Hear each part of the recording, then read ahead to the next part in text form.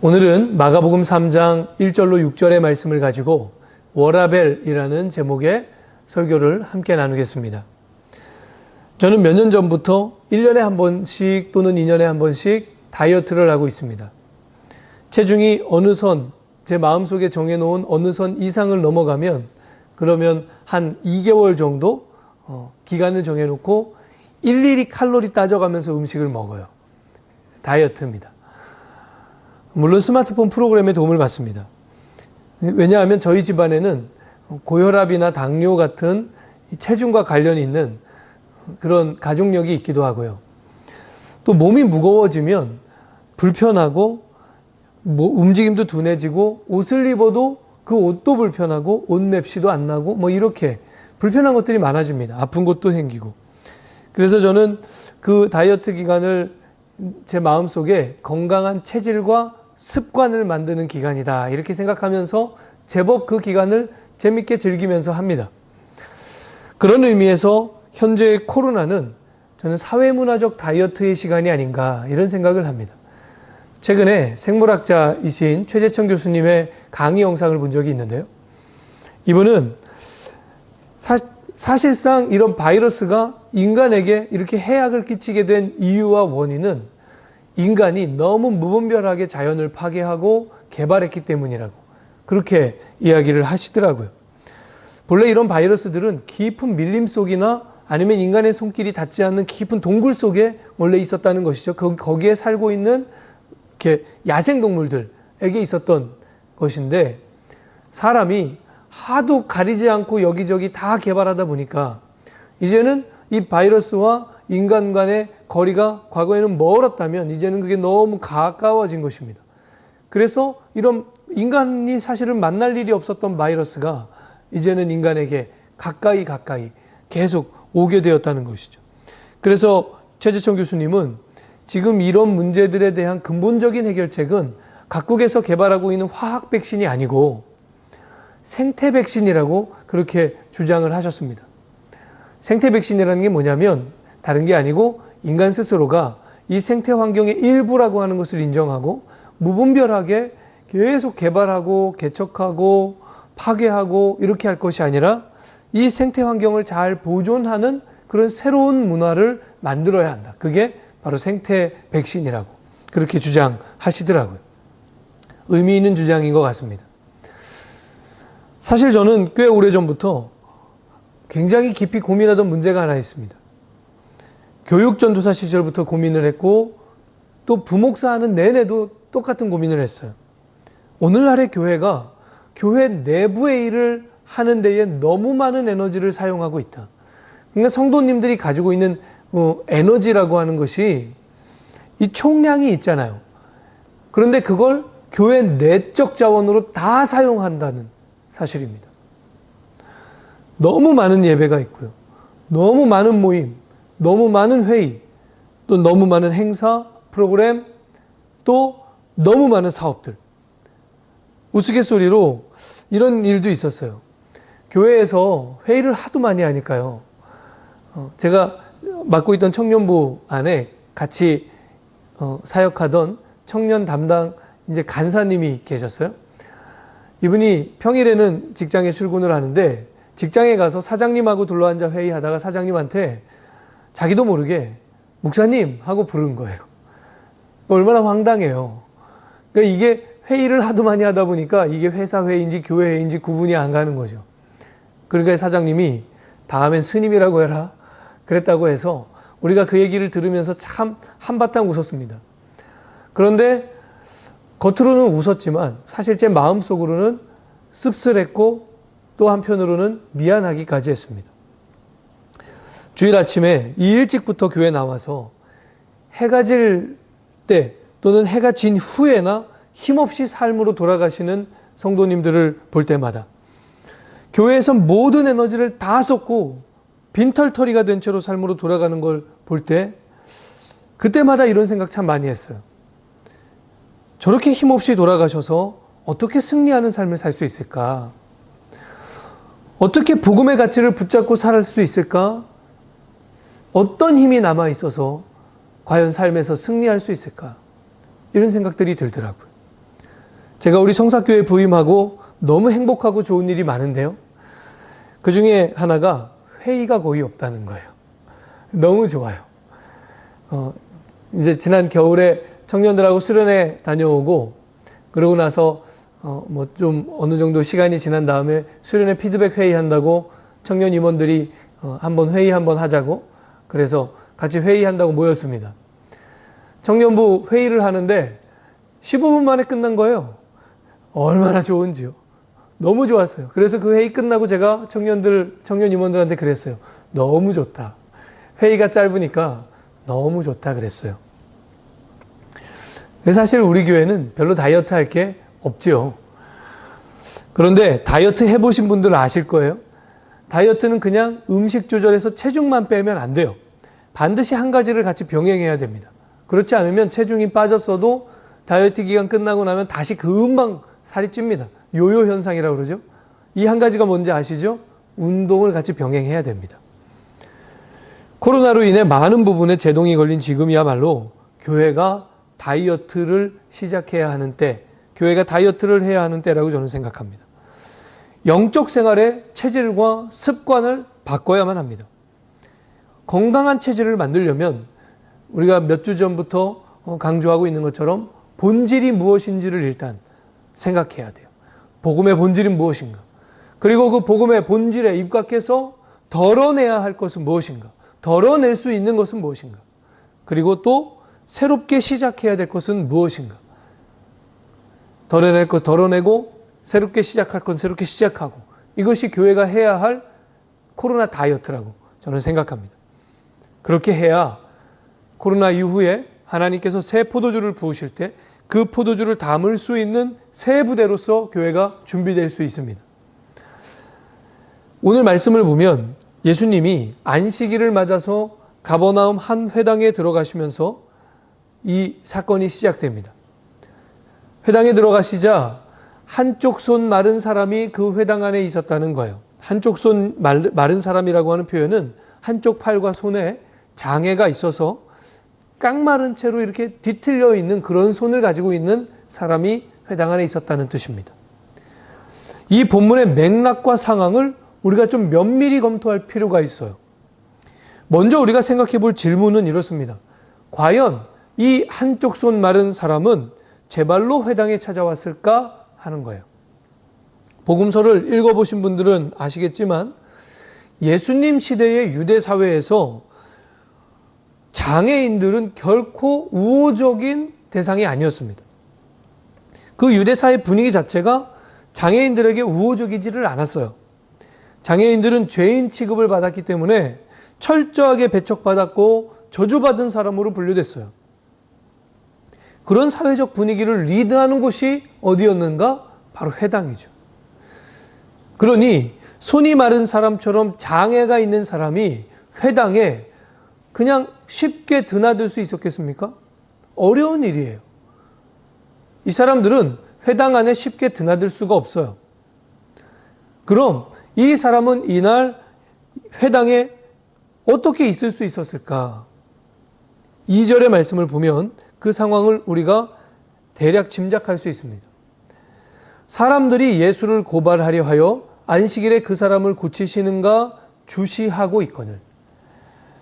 예수님이 회당에 들어가시니까 이미 회당은 어떤 분위기 속에 있었다는 거예요. 그러니까 먼저 모여있던 사람들이 뭔가를 공모하고 있었다는 거죠. 어떤 공모였습니까? 예수님을 고발하기 위해서 예수님이 어떻게 행동하는가를 다 주시하고 있는 분위기. 그러니까 사실은 이미 판을 다 짜놓고 예수님 들어오시기를 기다리고 있었던 거예요. 그렇다면 이 한쪽 손 마른 사람은 그날 예수님을 고발하기 위해 준비된 일종의 미끼였던 거죠. 누가 이 사람을 회당에 데려왔을까요? 그 회당의 유대인들, 특히 바리새인들이 아마도 이 사람을 회당 안에 데리고 왔을 거예요. 즉 이 사람은 하나님의 은혜를 간구하는 마음으로 제발로 회당에 찾아온 것이 아니고 예수님을 고발하기 위한 미끼로 회당 안까지 끌려온 것입니다. 이 사람 스스로의 신세가 얼마나 처량하고 비참했겠어요. 한 사람의 인격을 철저하게 짓뭉개고 있는 안식일, 그것이 바로 이날의 안식일의 모습, 이날 회당의 분위기였던 것입니다. 예수님이 회당에 들어가시자마자 당연히 그 분위기를 감지하셨습니다. 그래서 들어가시자마자 이렇게 행동해요. 3절에 예수께서 손 마른 사람에게 이르시되 한가운데 일어서라 하시고 이 사람을 일으켜 세워요. 회당에 모인 유대인들이 감춰놓고 있는 문제를 곧장 표면 위로 올립니다. 그런 후에 모인 사람들을 향하여 이렇게 물으십니다. 4절 그들에게 이르시되 안식일에 선을 행하는 것과 악을 행하는 것, 생명을 구하는 것과 죽이는 것 어느 것이 옳으냐 하시니 그들이 잠잠하거늘. 안식일의 본질에 대한 날카로운 질문을 거기 모인 모든 유대인들을 향해 던지십니다. 이들은 이미 안식일에 하지 말아야 할 짓을 하고 있었죠. 안 그래도 고통 속에 살고 있는 한 사람의 인격을 철저하게 짓뭉개고 죽이고 있었던 거예요. 도대체 안식일은 생명의 날인가 죽음의 날인가 주님께서 물으십니다. 유대인들이 이 질문에 대답할 수 있습니까? 입이 있어도 대답할 수 없죠. 생명의 날인 안식일을 죽음의 날로 만들어버린 자들이 무슨 염치로 이 질문에 대답하겠어요? 이미 예수님 앞에서 저들이 행한 악이 다 드러난 상태죠. 그런데도요, 그들은 잠잠했다, 잠잠하거늘 이렇게 돼 있죠. 아무 일 없는 척, 모르는 척, 점잠 빼고 앉아 있었다는 사실입니다. 그러자 예수님께서 5절에 그들의 마음이 완악함을 탄식하사 노하심으로 그들을 둘러보시고 비겁하고 졸렬하게 자신들의 악을 감추고 있는 이 유대인들의 마음의 완악함을 향하여 분노의 눈빛으로 그들을 한번 쑥 둘러보십니다. 그런 후에 주님이 생명을 살리시죠. 내 손을 내밀라. 여러분, 안식일은 생명을 살리는 날이죠. 요한복음 5장에는 베데스다 연못에서 38년 된 병자를 예수님이 고치시는 장면이 나옵니다. 그날도 역시 안식일이었습니다. 그런데 이 말씀에서는 예수님이 이 병 나은 사람에게 자리를 들고 걸어가라 하고 말씀하신 것이 문제가 됩니다. 돗자리 하나 옆구리 끼고 다닌 게 뭐 그리 대단한 일이라고 그것 때문에 논쟁이 생겨요. 이때 예수님이 그 시비를 거는 사람들에게 하신 말씀이 이것입니다. 요한복음 5장 17절에 예수께서 그들에게 이르시되 내 아버지께서 이제까지 일하시니 나도 일한다 하시매 단지 노동을 하지 않음으로써 안식일을 완성했다 이렇게 할 수 있습니까? 노동만 안 하면 안식일은 완성되는 것입니까? 정말 안식일이 그렇게 시시한 날입니까? 하나님이 겨우 그 정도의 선물을 우리에게 주신 거예요? 예수님이 우리에게 보여주신 안식일은 생명을 살리는 날입니다. 꺼져가는 빛을 밝히는 날입니다. 절망 속에 있는 사람에게 희망을 전하는 날입니다. 죽어가는 사람에게 생명의 복음을 전해야 완성되는 날, 그것이 바로 안식일이라고 하는 것입니다. 요즘 젊은이들 사이에서 아주 중요하게 여겨지는 가치가 있습니다. 워라벨이라는 거예요. 제가 적어 볼게요.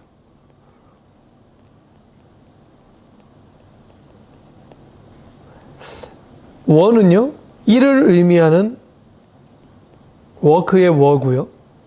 라는요, 삶을 의미하는 또는 생활을 의미하는 라이프입니다. 그리고 벨은 이 둘 사이의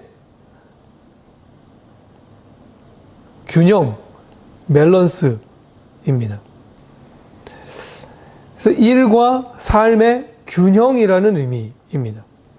이게 무슨 뜻이냐면 아무리 돈 많이 줘도 개인 생활을 할 수 없을 정도로 직업에 열중하는 그런 삶 원하지 않는다는 거예요.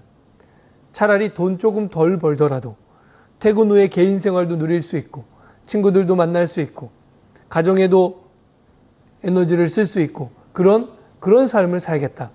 그래서 일과 삶의 균형과 조화, 워라벨, 이것이 요즘 젊은 사람들에겐 굉장히 중요한 가치입니다.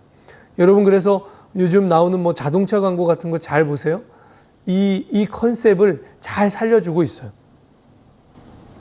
그래서 저는 이 워라벨이 영적 생활에도 아주 중요한 표준이라고 믿습니다. 워킹의 워를 워십의 워로 바꿔주면 돼요. 워십, 라이프, 밸런스. 그러니까 예배와 삶의 균형이라는 뜻이죠. 사실 이 개념은 제가 만든 것이 아니고요. 레위기가 말하는 거룩이 바로 이것이라고 말씀드렸죠.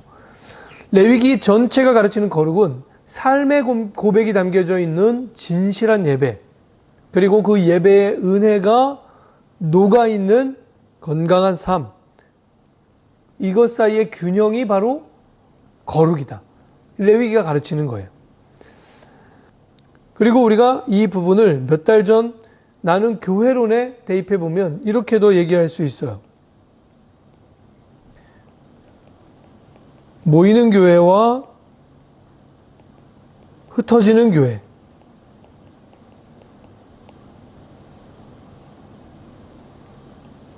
사이의 균형. 모이는 교회만이 중요하지 않고 흩어지는 교회도 중요하다. 그렇게 말씀을 드렸죠. 오늘날 우리의 영적 생활은 모이는 교회에 너무 치중되어 있지 않습니까? 대부분의 교회들이요, 모이는 교회로서의 역할만 잘하면 영적 생활 잘하고 있다고 그렇게 착각합니다. 그래서 모이는 교회에 완전히 편중된 영적 생활을 해요. 그리고 교회는 더 많이 모이게끔 그렇게 자꾸 만들어요. 그런데 모이는 교회에 완전히 편중돼서 이 저울이 이렇게 모이는 교회 쪽으로 기울어져 버리면, 그러면 세상은 그런 교회를 더 이상 신뢰하지 않습니다. 그런 교회는 세상에서 자기 역할을 찾지 못합니다. 이 말은 곧 교회가 세상을 향하여 선한 영향력을 흘려보낼 수 있는 통로가 사라진다는 뜻입니다. 여러분, 우리는 어떠십니까? 흩어지는 교회로서 세상에서 살아가고 계십니까? 그래서 예배와 실천의 균형이 너무 중요하고 반드시 필요한 것이에요. 예배와 실천의 균형이란 달리 말하면 사랑받음과 사랑 나눔의 균형이죠. 예배를 통해 하나님의 사랑을 받았다면 이제 그 사랑을 들고 세상으로 가서 그 사랑을 나눠줘야 하는 것입니다. 이 균형이 이루어져야 거룩한 것이에요.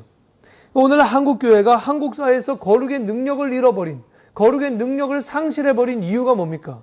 우리가 잘 모이지 않기 때문입니까? 우리가 열심히 기도하지 않기 때문입니까? 우리가 예배를 잘 안 드려서입니까? 아니요. 우리는 예배도 열심히 드리고 기도도 열심히 하고 잘 모여요. 열심히 교회 생활을 합니다. 그런데 오늘날 한국교회에서 왜 우리의 거룩이 그 능력을 상실하고 빛을 잃어버렸습니까? 흩어지는 교회로서의 우리의 역할을 망각했기 때문이에요. 그래서 저는 오늘 우리 모두에게 첫 번째 세부제 프로젝트를 제안합니다. 주일 오전 예배를 마치고 돌아가시면 내가 섬겨야 될 딱 한 사람을 마음으로 정하세요. 그리고 그분을 매주일 섬겨보는 거예요. 우리 교우들 중에 정하셔도 괜찮습니다. 교우들 가운데 어려우신 분들 있죠? 어려움 당한 교우. 내가 이 교우를 주일 오후에 꼭 매주 섬겨야 되겠다. 그렇게 하셔도 되고요. 또 몸이 불편하셔서 교회를 잘 못 오시는 어르신들이 있습니다. 교회 안에. 내가 예배를 마치고 돌아가는 길에 또는 주일 오후에 시간을 내서 매주 그분을 좀 찾아뵙고 교회 주보도 전달해 드리고 오늘 교회에 어떤 일이 있었는지 소식도 좀 전해드리고 그리고 주일 말씀도 설교 말씀도 좀 전해드리고 이렇게 해야 되겠다. 여러분, 이것도 중요한 섬김입니다. 교우가 아니면 더 좋습니다.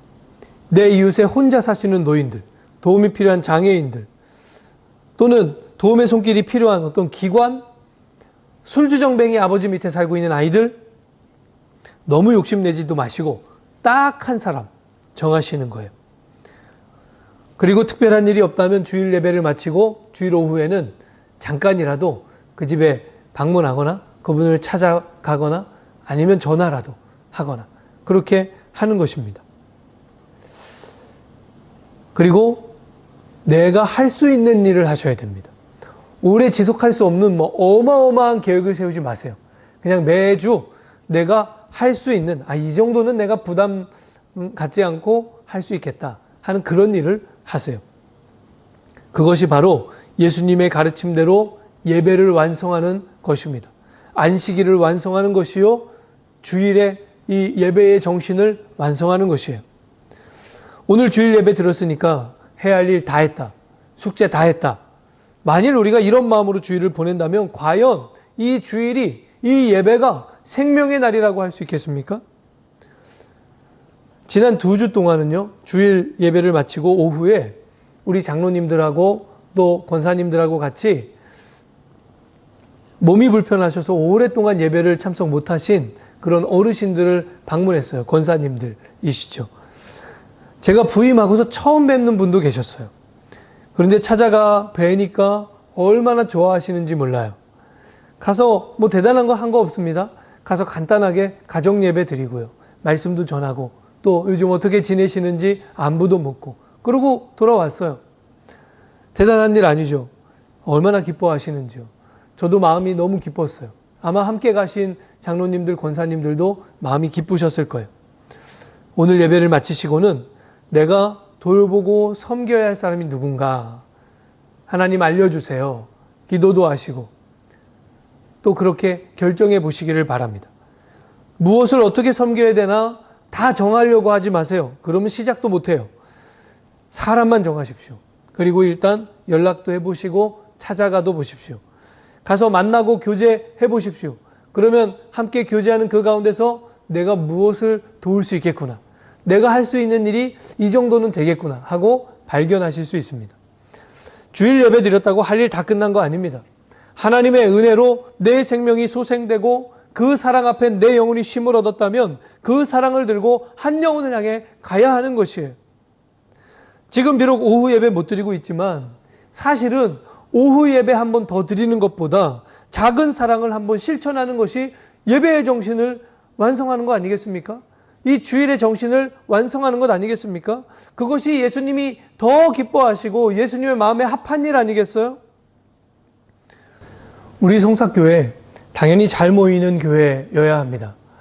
앞으로도 잘 모이는 교회로 우리가 함께 애쓰면서 갖고 가야죠. 그러나 동시에 흩어져서 예수 그리스도의 사랑을 나누는 교회 되어야 합니다. 우리가 각각 삶의 자리에서 그리스도의 사랑을 들고 우리에게 주신 그 특별한 은혜를 가지고 세상에서 내 이웃들을 섬기고 내가 돌봐야 할 사람은 누군가를 늘 살피는 그런 삶을 살아야 합니다. 여러분 그냥 오늘 설교 한번 들은 것으로 끝내지 마시고 꼭 실천해 보시기를 바랍니다. 워라벨, 예배와 내 삶의 균형. 여러분 이 워라벨이 잘 되어야 곧 거룩한 것이요 거룩의 능력이 살아납니다. 저와 여러분이 또 우리 모두가 이 워라벨 잘 하셔서 예배의 성공자들이 다 되시기를, 우리의 삶을 통하여 예배의 정신이 회복되고 완성되기를 주님의 이름으로 축원합니다.